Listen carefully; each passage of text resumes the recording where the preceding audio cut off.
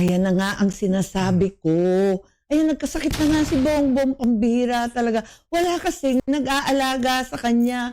Sino ba dyan sa nakapaligid sa palasyo, sa dinami-dami ninyo, ang talagang nagmamahal sa kapatid ko? Yan lang ang tanong ko, no? Ang health niya, ang bibigay.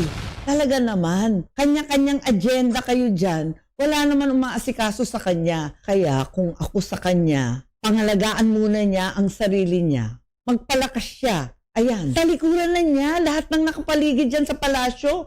Panggulo lang yan, wala sa kanila ang talagang nagmamahal sa kanya. At ayan, habang may sakit siya, kung ano-ano namang ginagawa nitong mga feeling presidente. Naku, Sana po makapagtanong naman ako sa inyo. Meron ba kayong napansin nung tinatanong ko yung dalawang testigo? Sino yung may-ari ba talaga nung bahay na yon? Your Honor, hindi po kami aware kung sino po yung owner mismo, but we are... I will answer that. Ang may-ari po dati, Doris Magsaysay Ho. And you were there as what? Staff ng tenant. May tenant kasi si Doris Magsaysay Ho na sila nakatira, sila yung staff. Ah, So nung nabenta, existing pa yata yung lease contract, so hindi sila umalis. Pero pinipilit silang umalis nung bagong owner. And allegedly, ang bagong owner is Martin Romualdez. Yun ang sinasabi. Yun ang sinasabi mo kanina. Yes. At referring to Diskaya. No, let's based on documents. ito po ang mga naging pahayag nitong si Senator Amy Marcos, mga kababayan. Kaugnay nga po ng pagkakasakit ng kanyang kapatid na si Pangulong Marcos. At base nga po sa kanya, wala umano sa mga nakapaligid sa palasyo ang totoong nagmamahal at may malasakit dito sa kanyang kapatid. Kaya pinayuho niya ito na magpalakas. At mapapanood din po natin dito ang naging press conference itong si Senator Marcoleta at saka na itong si Senator Amy, mga kababayan. Kaugnay po ito ng kanilang ginawa na minority report. At ayun nga po ang kinakagalit ni Senator Lacson at tinawag niya nga po ito na para sa basurahan umano. Dahil tila nabastusan siya sa ginawa ng minority. Pero sa tingin naman natin ay wala namang intensyon ang minority na bastusin si Senator Ping o ang Blue Ribbon dahil nais lang nito na mag-report sa tao kung ano na talaga yung nangyayari sa pagdinig. At panoorin po natin ang kanilang buong pahayag, mga kababayan. Pero bago yan, kung bago ka pa lang dito sa ating channel ay mag-subscribe ka na at i-click mo na din ang notification bell para maging updated ka sa mga susunod pa natin video. So, it is a little bit disappointing on my part kasi I was expecting more. Lalong-lalo na nandoon si Yusek Bernardo, the former Yusek Bernardo, at nandun din si Yusek Traigib. Kung maalala ninyo, noong budget hearing, in the plenary debates, Senator Ping made a disclosure that hearing ito ng DBCC, Sen. Aimee, if you can recall. He made mention of something like 8 billion pesos, which was the kickback out of 81 to 82 billion pesos na nanggaling dun sa operation ni Yusek Bernardo. Yung 16% is supposed to be about 8 billion. Binigay niya kay Yusek Traigib. At sinabi pa niya doon na parang nag-switch sila ng armored van park in the parking lot or parking space of Diamond Hotel. I was expecting na sana doon pagharapin. Traigib, as you have, Yusek Traigib denied it on the questioning of Senator Kiko. Sabi pa ni Senator Kiko, that's a general denial. Alam nyo, sa abogado, pag sinabi mong that's a general denial, meron pong ibig sabihin yon. Ang general denial is a negative pregnant, which means it is equivalent to admission. So sana, nandun sana yung tanungan. Nandun si Yusek Bernardo, so on questioning of Senator Kiko. So, ibig mo sabihin, nung dinideny mo, hindi nagsisinungaling si Yusek Bernardo. I can say that, sabi niya. So, si Yusek Bernardo should have been allowed to explain. O, ginawa kang sinungaling, ano masasabi mo? Sana Wala yun eh. Wala din. Ay, Wala rin. sige, ikaw na, Sen. Hindi. Narinig mo din. Kayo. Gusto ko lang i-rectify, umattend ako nung unang hearing na chair na si Senator Lacson. Tapos, nag-represent ako ng ating bansa sa Korea sa second hearing.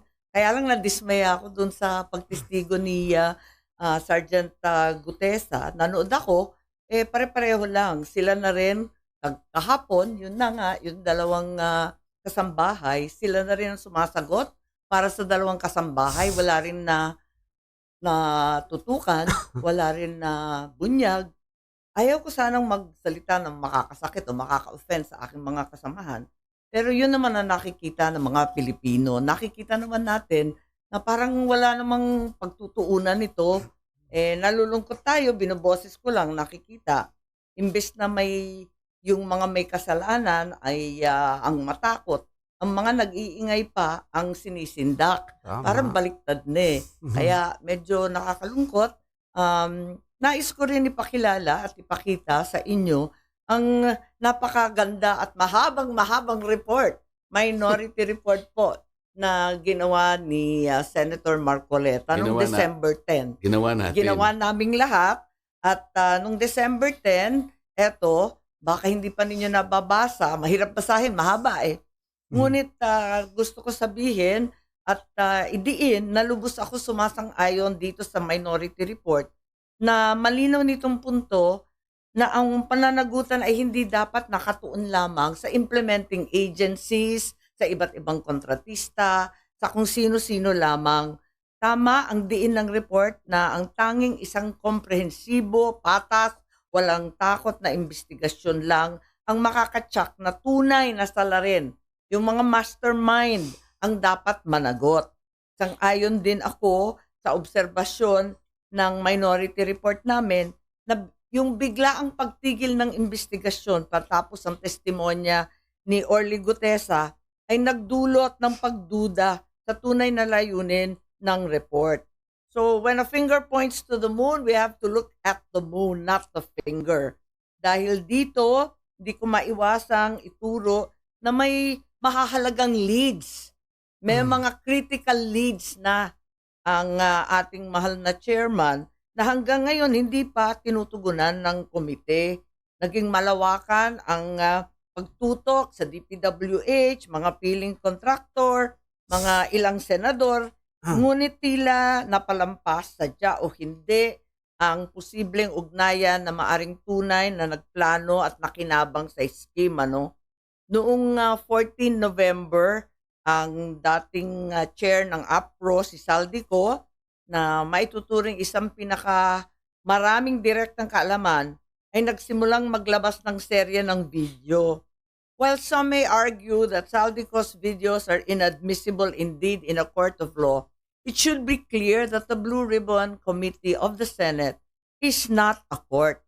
Its proceedings are investigative, not adjudicatory. When allegations implicate the highest officials of the land, including the president and the most powerful political figures from 2023 to 2025, it is not the duty of the committee to pursue. Is it not the duty of the committee to pursue, to investigate, and to verify these claims rather than to dismiss them outright? Kapag si Saldico, ang mga diskaya o si Orly Gutesa, parang isinasantabi na lamang. Samantalang yung mga nabigyan na ng pangalan, hindi naman pinapatawag si Paul Estrada, Mark Say, yung Golden Pheasant na holding company ng iba't ibang pag-aari ng dating speaker, si Jose Raulito Paras at yung iba pang abogadong ginamit na nominee. Bakit lahat yan talagang hindi naman pinapatawag? Samantalang yung mga testigo ngang ito na nagtuturo sa dating speaker, pinatawag nga dapat si speaker, hindi naman pumunta. Ang balita, nasa Cebu lamang, ni hindi hiningan ng formal na statement sa kanya. So, ayoko lang na nangingilala ng kamag-anak o kaalyado, dapat tuloy-tuloy nakakabahala kapag ang pahayag ng komite kamakailan na di umano'y walang ebidensya na nag-uugnay sa flood control kay Martin Romualdez. Mga pahayag na inilabas kahit hindi pa tapos ang investigasyon, pati ba naman dito bumabaha ang pambabahala. So, 2 buwan nang nakaraan, ICI at DOJ, sabi, kasuhan na si Martin at si Saldi. Ang Saldi ko, kinasuhan, pero si Speaker Martin Romualdez, wala pa rin. Ang kinasuhan, sa halip kay Speaker Romualdez, sa rekomendasyon ng ICI at DOJ, ay si dating Senador Bong Revilla na naserban na ng warrant of arrest, si Senator Joel, si Senator Jinggoy. Marami pong katanungan. Nung November ay inirekomenda na talaga ito. Bakit hanggang ngayon, Enero na, wala pa rin? Ang dami ko nang sinabi. Hindi, totoo Kayo naman na. lahat ang sinabi ni Senator Amy. Alam ko hindi lang nakakabahala kasi pinakamaraming parte ng ating mamamayan ay halos nagagalit sa nangyayari. Na para bang ipinagkikibit balikat lang, ito halos nilimas ang kabangbayan. Ganun po kahirap na ang bansa natin ngayon. Balik po tayo dun sa dalawang testigo na iniharap ng chairman ng Blue Ribbon na nakatakip ang kanilang muka, yung dalawang binibini na di umano ay mga staff ng nagre-renta dun sa bahay na pag-aari ng isang tao. Meron ba kayong napansin doon nung ako'y nagtatanong sa kanilang dalawa? Sana po'y makapagtanong naman ako sa inyo. Meron ba kayong napansin nung tinatanong ko yung dalawang testigo? Mr. Chair, gusto ko sanang magtanong lang sana Sige, go kung ahead. papayag ka. Of course. Yung tungkol doon sa Tamarid House sa South Forbes, yung binabanggit mo kanina, di ba? Pansinin niyo to mga kababayan kung sino ang sumasagot sa mga tanong ni Senator Marcoleta. And then you were asking for some parang leeway in terms of a few days para i-vacate ninyo because you're not yet ready with all the things that you need to move out, di ba? Sino yung may-ari ba talaga nung bahay na yon? Your Honor, hindi po kami aware kung sino po yung owner mismo, but we are... I will answer that. Ang may-ari po dati, Doris Magsaysay Ho. And you were there as what?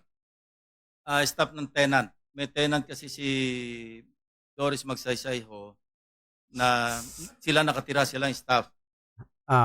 So nung nabenta, existing pa yata yung lease contract, so hindi sila umalis. Pero pinipilit silang umalis nung bagong owner. And allegedly, ang bagong owner is Martin Romualdez.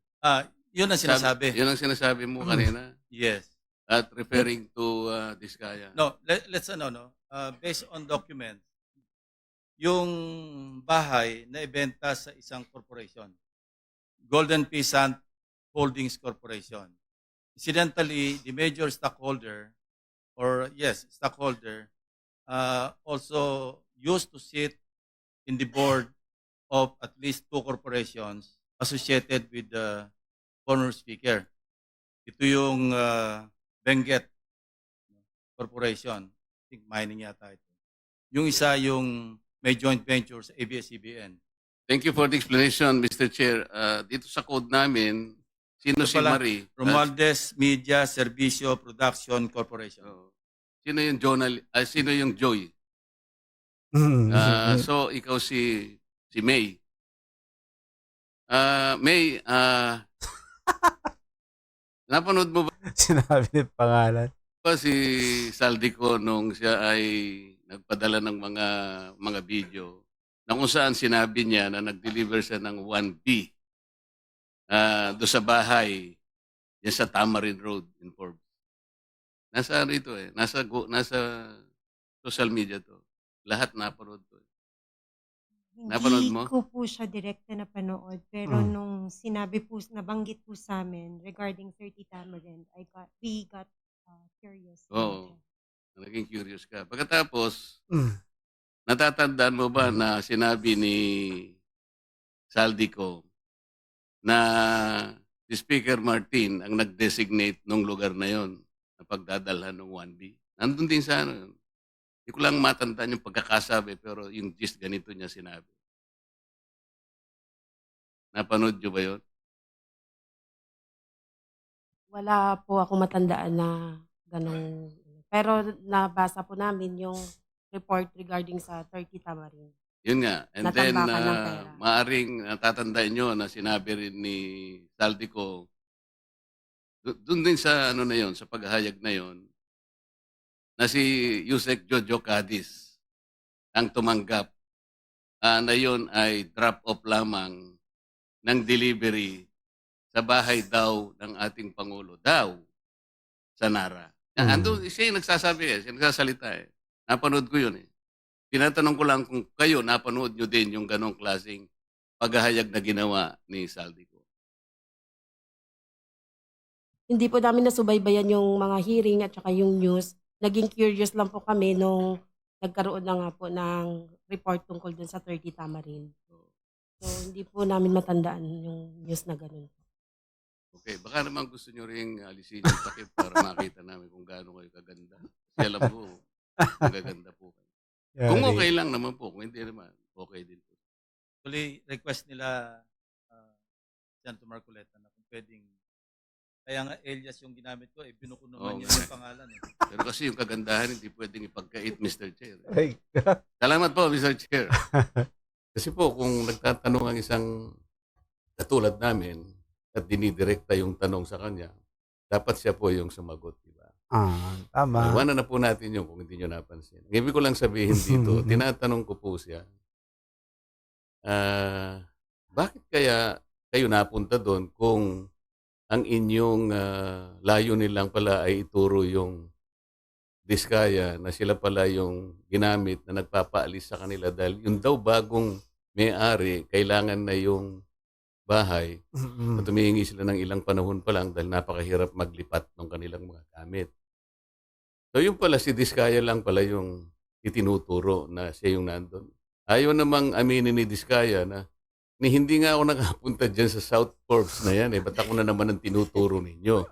Pwede ko bang malaman, kayo po nagtuturo kayo, nakatakip ang mukha nyo. Ako po na tinuturo nyo, wala bang karapatan na makita ko man lang ang mukha nyo.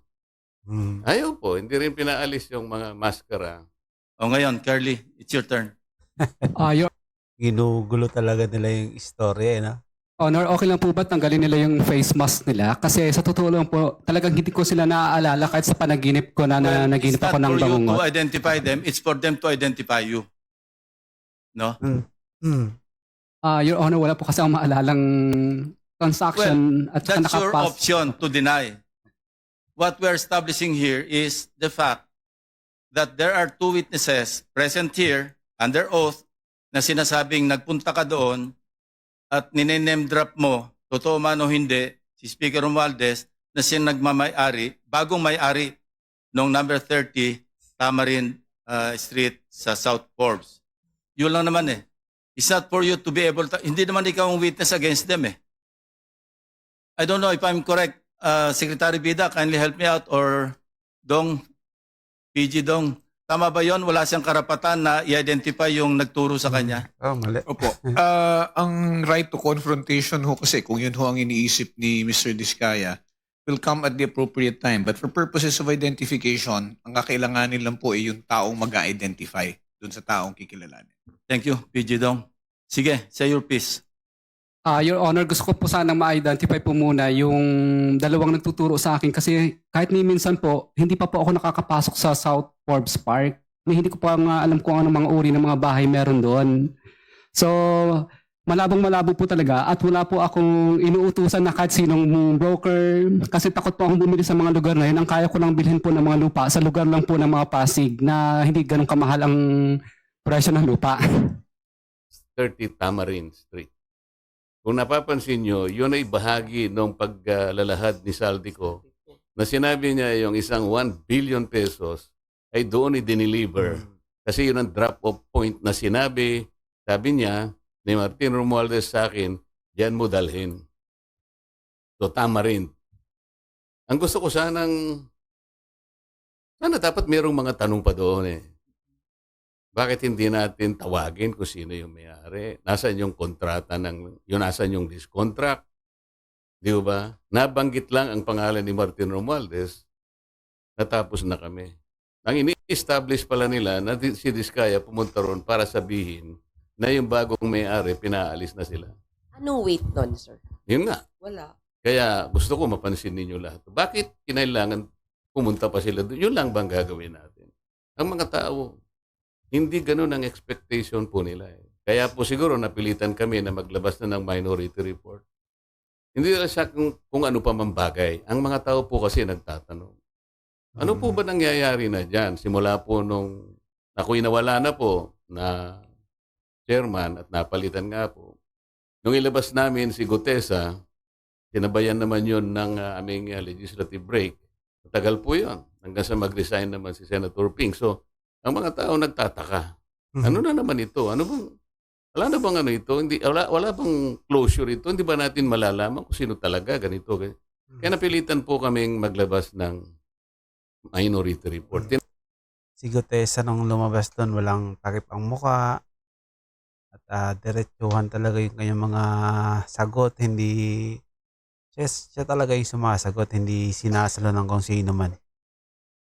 Hindi nila pinaniwalaan, pinagdudahan nila at kung ano-ano pa yung mga sinilip na kesyo yung affidavit umano ay hindi pirma ng abogado. Samantalang itong dalawang witness nila na bago ay nakatakip ang muka. Tapos ang sumasagot pa dun sa mga tanong ay si Senator Lacson. Pansinin yung mga kababayan kung ano yung pagkakaiba. Nawag po naming minority report for lack of better term. Kasi po kung gagawin nating legal ito na isasang-ayon natin sa aming mga committee, sa ating Senate rules, hindi pa kami pwedeng maglabas kasi kailangan matapos talaga yung committee report. Hindi naman po kasi namin malam kung kailan mo talaga matatapos ito. Kasi nakalagay sa rules namin, kung merong dissenting or concurring opinions, ay isasama na lamang doon. This is neither a concurring or dissenting report. Kaya tinawag naming minority report sa pag-aakala naming magagamit po ninyo. Nandito po yung aming observations, meron kaming findings, nandito yung issues, nandito yung mga recommendations namin, nandito po yung set of possible legislative measures na pwedeng at ginagawa na po namin na pwede naming i-file in aid of legislation. Meron pong mga potential personalities na pwede pong kasuhan. Ang totoo niyan meron po kaming nakalagay po rito At yun na nga mga kababayan, hanggang dito na lang po ang ating video. Kung ano man po ang inyong opinion at question sa video ito ay comment nyo lang po sa baba at ating pag-uusapan na may maging kabahagi po tayong lahat tungo sa pagsulong at pag-unlad ng ating pinakamamahal na bansang Pilipinas. Ingat po kayo palagi at maraming salamat.